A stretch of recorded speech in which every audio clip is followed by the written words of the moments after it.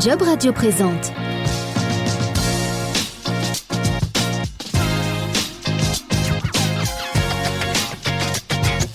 Superfast, un podcast avec Julien Doza. Bienvenue dans ce 5e épisode de Superfast. 15 minutes de conseils et infos pratiques pour renforcer la posture du CEO. On va parler de mentorat. Attention, c'est puissant comme démarche. Et pour présenter cette émission, à mes côtés, Jean-Baptiste Vénin de Job Radio et Startup Media. Salut Julien, salut à tous, ravi de vous retrouver. Comme pour les précédents épisodes, vous pourrez retrouver celui-ci dans son intégralité sur jobradio.fr et startupmedia.fr. Alors après le financement par les VC, cette fois Julien, on va s'arrêter sur le dirigeant de la startup. On va s'intéresser à la psychologie du CEO, penser à son bien-être pour optimiser ses performances tout en préservant son équilibre et son épanouissement, et c'est possible. Jean-Baptiste, j'entends régulièrement les CEO de startup me décrire les difficultés de passer de l'homme orchestre au chef d'orchestre, les difficultés à gérer leurs relations avec ses collaborateurs et avec ses associés. Ils ont besoin de parler, de vider leur sac. Pour d'autres, le rapprochement à des structures d'accompagnement a tout changé. La question que je pose, comment faire bénéficier au plus grand nombre le mentorat à l'ensemble des dirigeants de start-up. Et juste ce petit rappel en préambule, selon une étude réalisée par la BPI, plus de 45% des dirigeants affirment se sentir isolés et 11% d'entre eux se déclarent même très isolés. Julien, pour ce 5e épisode de Superfast, tu as décidé de recevoir Farid Lalou, CEO des Bras en Plus, et Anne Narat, entrepreneuse et mentor à l'IME. Des Bras en Plus, c'est la première plateforme française de réservation de déménagement professionnel. Elle vient de développer un nouveau produit, Des Bras en Plus Pro, pour la manutention et la logistique des entreprises. Bonjour Farid. Salut Julien. Alors, ma première question, comment vas-tu et comment se passe le confinement pour vous ? Écoute, je vais te répondre en deux parties. Moi, personnellement, ça va très bien. Quand on voit ce qui se passe un petit peu partout, on est déjà très content d'avoir la santé. Et pour le côté professionnel, le côté entreprise, on s'adapte tous les jours. Ok. La crise, elle crée des inquiétudes, des tensions avec tes associés, tes collaborateurs ou tes fournisseurs ? Ou au contraire, il n'y a pas eu d'inquiétude particulière ? Écoute Julien, c'est une super question, mais moi j'ai envie de te dire qu'on n'a pas eu le temps d'avoir d'inquiétude parce qu'il a fallu s'adapter très vite et s'adapter tous les jours. Moi, dans mon secteur d'activité, il y a eu plusieurs changements de réglementation durant la période du confinement. Donc à chaque fois, on a dû se réadapter. Donc clairement, le temps était à l'action et pas tellement à essayer de se plaindre ou d'avoir trop de réflexion. D'accord. Et même avec tes collaborateurs, tu n'as pas senti de tension particulière par rapport à cette crise ? Tu sais, cette crise, elle est mondiale et on partage tous exactement le même problème. On est tous solidaires en ce moment de ce qui se passe. Donc que ce soit au niveau mondial, au niveau national, et si tu rétrécis, tu arrives au niveau de ton entreprise. Donc aujourd'hui, tous les collaborateurs sont solidaires.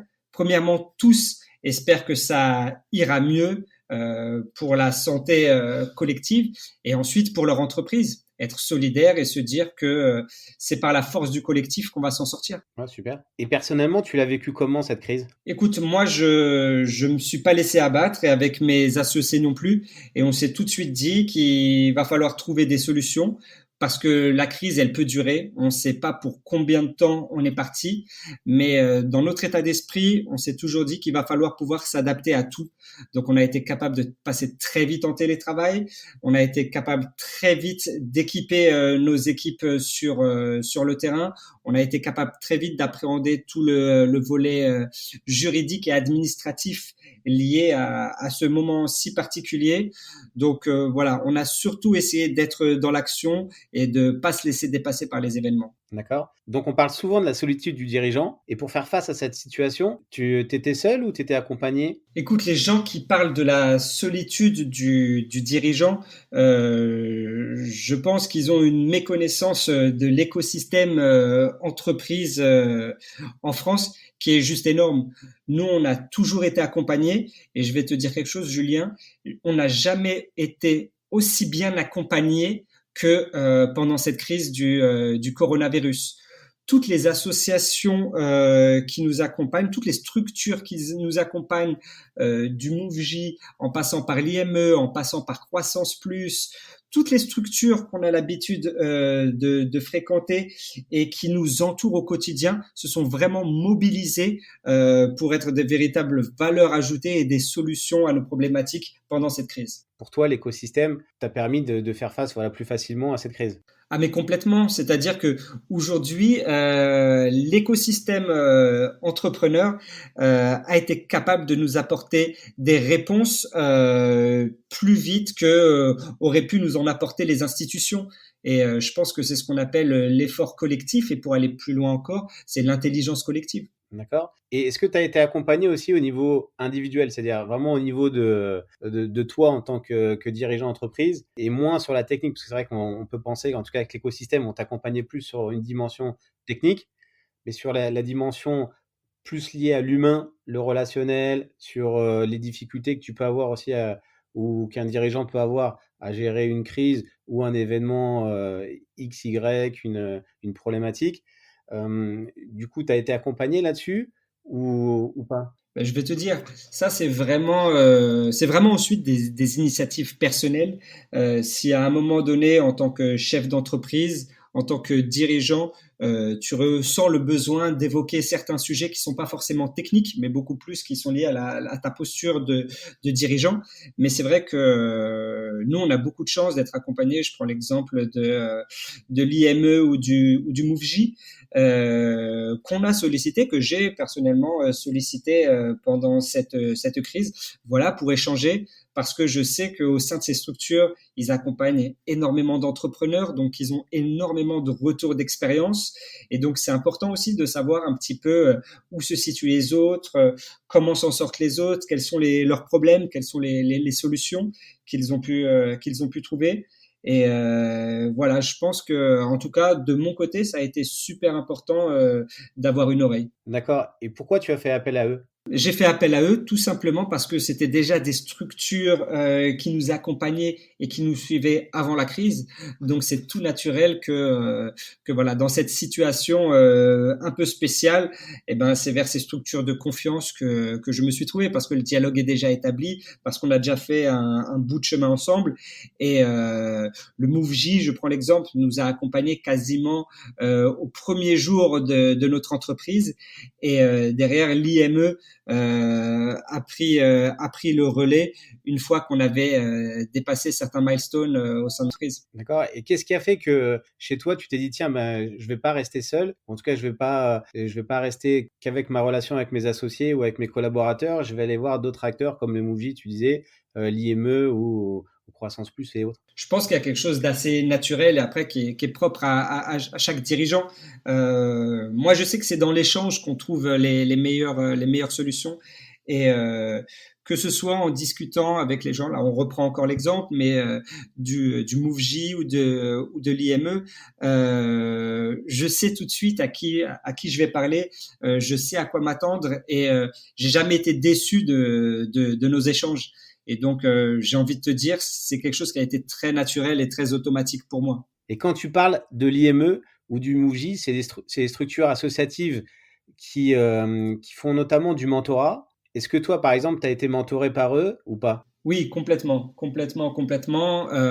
Le mentorat, je te cache pas que je l'ai découvert quand j'ai lancé mon entreprise, quand j'ai lancé Des Bars en Plus, parce que pour moi avant tout était très vague, très flou, hein, le mentorat, le coaching, etc.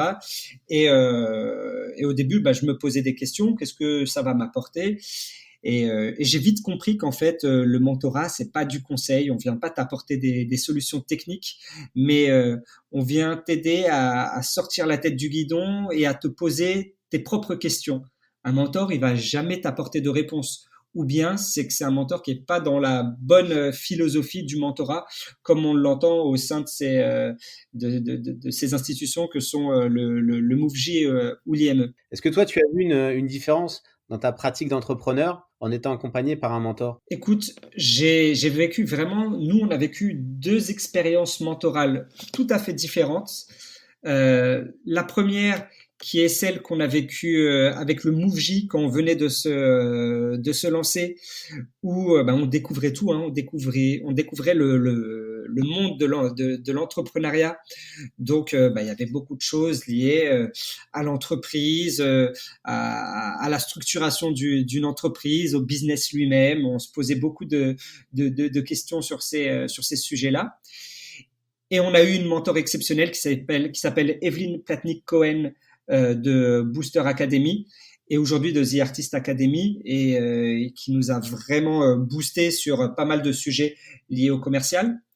Et derrière, ensuite, on a embrayé avec l'IME et on avait un mentor exceptionnel qui s'appelle Thibaut Vior, qui aujourd'hui s'occupe en partie des acquisitions pour le groupe Accor.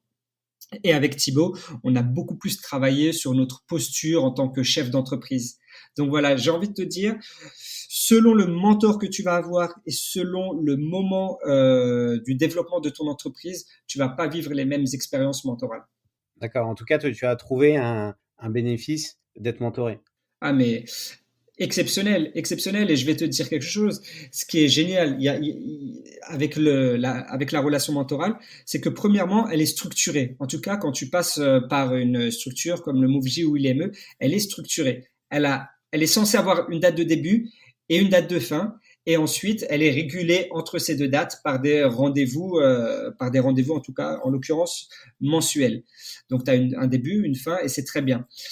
Et ce qui est aussi après génial, c'est que ça reste des relations humaines et que ton mentor, tu vas pas l'oublier du jour au lendemain et que ça reste au final une relation qui dure. Et tout ce qui touche à l'humain, de toute façon, crée des situations exceptionnelles et fantastiques.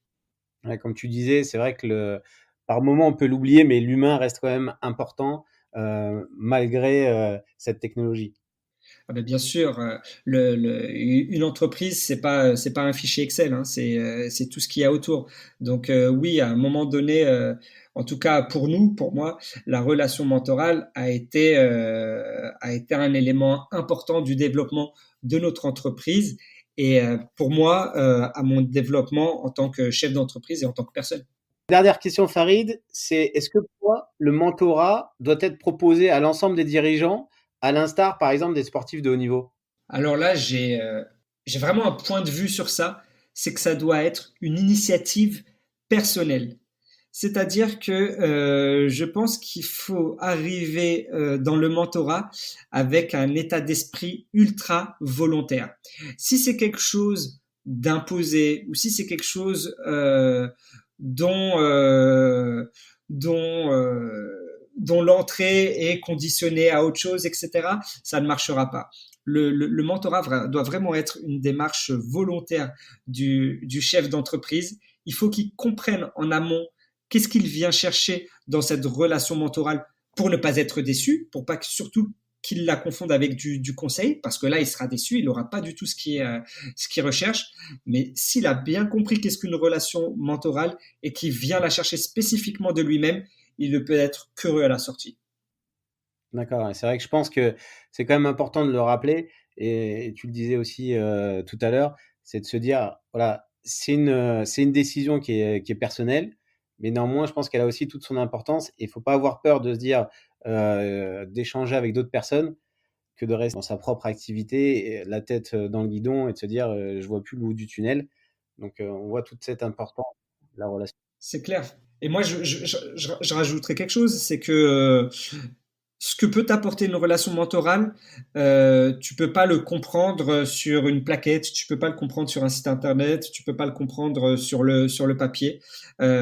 Si tu es un chef d'entreprise et que ça te titille d'aller fréquenter ces institutions et de démarrer une relation mentorale, mais que tu as des doutes, il faut aller parler à des gens qui ont été mentorés ou à des mentors. Et là, je vais te dire, il te faudra pas plus de 5 minutes pour te dire que tu as envie de faire partie de cette aventure.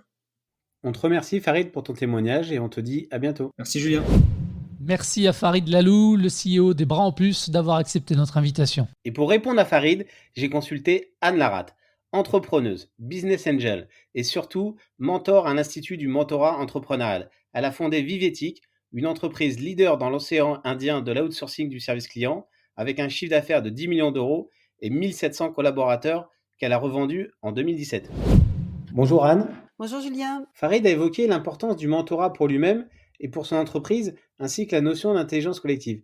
Tu peux expliquer à nos auditeurs qu'est-ce que le mentorat ? Alors, le mentorat, c'est une relation privilégiée dont la finalité est une entraide sans attendre de résultats ou de performance immédiate, qui est basé sur le questionnement et l'écoute attentive. L'idée, c'est de faire prendre du recul par les bonnes questions pour que le mentoré chemine vers de nouvelles questions, de nouveaux regards. Et le mentoré, en cheminant avec moi, va entrevoir des perspectives nouvelles qui lui sont propres. Donc, on va travailler sur des questions ouvertes, le comment plutôt que le pourquoi, face à une situation, un problème, comprendre comment on peut le résoudre.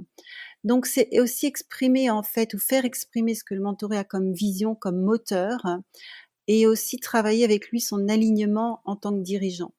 C'est qu'il ne soit pas seul.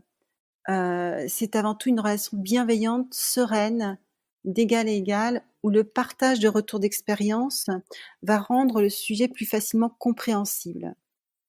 Et est-ce que tu penses que toutes les startups, toutes les scale-up, ou en tout cas la majorité de nos entreprises, devraient-elles être mentorées? Parce que c'est quelque chose qui est peu développé, en France.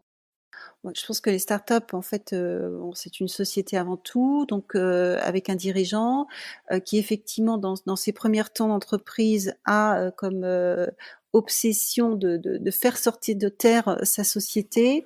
Et pour le coup, les partages d'expériences et effectivement d'astuces et quelque part de règles en fait qu'on a pu comme ça en fait au fur et à mesure apprendre dans un parcours de chef d'entreprise est très très précieux donc pour les startups et pour leurs dirigeants. Ouais, parce que c'est vrai que comme je le disais un peu en introduction, ça c'est quelque chose qu'on voit beaucoup notamment, auprès des sportifs de haut niveau Mmh. et qui est quand même, voilà, peu développé auprès des dirigeants d'entreprise. Tout à fait, puis ça fait appel au fait à différents types de sujets, qui est la gestion d'énergie, qui est l'alignement, qui en fait est le coup d'avance. Quand on est comme ça, complètement immergé dans une start-up, encore une fois qu'on sort de terre, avoir le 360° en permanence, ça s'apprend au fur et à mesure du temps. C'est une démarche qui est longue, où on apprend chaque jour, hein. Et le mentoring, en fait, peut permettre, justement d'intégrer des astuces, des compréhensions plus rapides parfois, tout en laissant complètement, bien sûr, le mentoré, libre. Et on voit bien que aujourd'hui les entrepreneurs ont besoin d'être rassurés, d'être boostés ou voire reboostés, parce que c'est vrai que dans cette période d'incertitude, bah, du coup, par moment on peut se dire, que la marche à franchir est un peu trop haute. Et du coup, quel conseil tu peux leur donner pour les aider à surmonter ces difficultés? Alors déjà, de rester dans une démarche empirique, donc de questionner en permanence les solutions, les étapes. Chaque pas, en fait, dans cette période est vraiment important et il y en a quasiment tous les jours. C'est repartir sur le pourquoi, en fait, les moteurs à l'origine, les atouts, les forces, les solutions, analyser toutes les ressources pour avancer. Être en mouvement, ça, c'est vraiment très, très important. C'est-à-dire ne pas marquer l'arrêt, mais au contraire, établir un plan de continuité des activités, réorganiser la charge de travail, ne pas stopper les routines, par exemple, en fait, d'agenda de l'entreprise. Et dans ce mouvement, avoir en tête, plusieurs scénarios sur le compte de résultat, la trésorerie, selon la durée de la crise. Mais en tous les cas, être dans la préparation des changements. Donc pour pouvoir effectivement donc, si vous voulez, identifier aussi les opportunités et préparer les actions, commerciales, les ajustements stratégiques. Ah, c'est ça, toujours l'importance de cette anticipation. Et tout à l'heure, tu parlais aussi de rompre un peu l'isolement du dirigeant, parce que c'est vrai que dans cette période-là, on peut se dire: «Tiens, le dirigeant est davantage isolé qu'il pouvait l'être, habituellement dans un cadre un plus sain». Voilà, qu'est-ce que tu peux dire aussi sur ce sujet-là? Parce que c'est vrai que en tout cas, on peut se dire: «Tiens, le dirigeant peut avoir tendance à se recroqueviller un peu sur lui-même». Au contraire, il doit peut-être pas s'ouvrir davantage aux autres. Tout à fait. Il faut surtout qu'en fait, effectivement, il maintienne son lien avec l'ensemble de son écosystème, que ça soit, ses clients, ses salariés, ses fournisseurs et qu'il les renforce même. Ensuite, se nourrir en fait de sujets qui sont directs et indirects autour de la crise. Se questionner en fait sereinement, de se creuser en fait, aussi ce qui c'est une période propice en fait pour se questionner sur l'alignement aussi en fait, du mentoré. ce à quoi il est attaché, ce qu'il veut voir disparaître, ce qui est cohérent, ce qui ne l'est plus. Nonobstant effectivement aussi des émotions fortes que suscite cette période de crise. Et là, en fait, avec le mentoré, on peut aussi l'accompagner sur des décisions comportementales, en fait, hein, donc en étant solidaire, en les incitant, en fait, en incitant les mentorés à beaucoup de bienveillance, voire moi j'irais même de tendresse, en fait, vis-à-vis d'eux-mêmes, en les interpellant sur leur gestion d'énergie. C'est quelque chose de crucial, en fait, pour un chef d'entreprise qui est le chef d'orchestre, en fait, hein, de l'entreprise. Et en fait, en soutenant l'espoir, ce qui va se traduire par élargir les champs de réflexion. Parce que pour moi, enfin, j'ai une conviction que ceux qui vont s'en sortir, c'est pas forcément les plus optimistes, mais c'est ceux qui sauront garder l'espoir tout en sachant se confronter à la réalité des faits. Ouais, ça, c'est vraiment, comme tu dis, c'est vraiment quelque chose d'important. Voir le fait de se donner des nouveaux objectifs. Et puis, comme tu as dit, c'est vraiment de dire que l'entrepreneur n'est pas seul, qu'il y a tout un écosystème qui est autour de lui qui peut aussi l'aider. Je pense que c'est quelque chose d'important. C'est en fait aussi une crise qui accélère certains apprentissages et il y a des compréhensions des impacts de cette crise qui nous amènent en fait à effectivement nous questionner sur des sujets auxquels on ne pensait pas en fait se questionner. Il y a en ce moment en fait un YouTube qui a été mis en place par l'APM, l'association du progrès des managers, qui peut être très pratique pour les mentorés. Ça s'appelle fairface.apm. Où là, on va trouver des vidéos sur comment s'organiser dans le chaos, comment organiser sa charge mentale, son espace professionnel, son rythme de travail, ou qu'est-ce que le confinement, est-ce que le virtuel peut tout remplacer, comment rester serein quand tout s'effondre. Voilà, ce sont en fait, après des boîtes à outils de compréhension des impacts, mais aussi de comment faire, hein, comment rendre possible, en fait, si vous voulez, la continuité et comment être acteur aussi de ces changements pour aujourd'hui et voire pour demain. Ok, super. Écoute, Anne, on te remercie. Et puis, je te dis à bientôt. À bientôt, Julien. Au revoir. Merci à Anne Laratte d'avoir répondu également à l'invitation. Pour conclure, Julien, quel type de conseils souhaiterais-tu délivrer à destination des CEO de start-up ? Alors, mon premier conseil, ne restez pas isolé. Échangez avec un mentor pour bénéficier de l'effet miroir et de feedback. Prenez du recul et partagez votre expérience avec d'autres entrepreneurs. Rapprochez-vous de réseaux mentoral pour entrepreneurs comme le réseau M, dont le Mouji et l'IME font partie. Vous trouverez d'ailleurs le lien en descriptif du podcast. Gardez l'espoir malgré la réalité des faits et surtout, ne soyez pas à l'arrêt, restez en mouvement. Merci Julien, nouvel épisode de Superfast dans les tout prochains jours avec un nouveau thème abordé. Oui, et on vous attend toujours plus nombreux. Concernant le thème de ce prochain épisode, on va vous apporter de nouveaux conseils pratico-pratiques pour gérer vos ressources humaines. Et on parlera avec notre expert, David Bernard, CEO d'Assess First, et j'inviterai une nouvelle startup qui nous fera partager son expérience. Eh bien merci de votre fidélité à Superfast. Merci également à nos partenaires, le Mouji et l'IME. À très vite sur jobradio.fr et startupmedia.fr.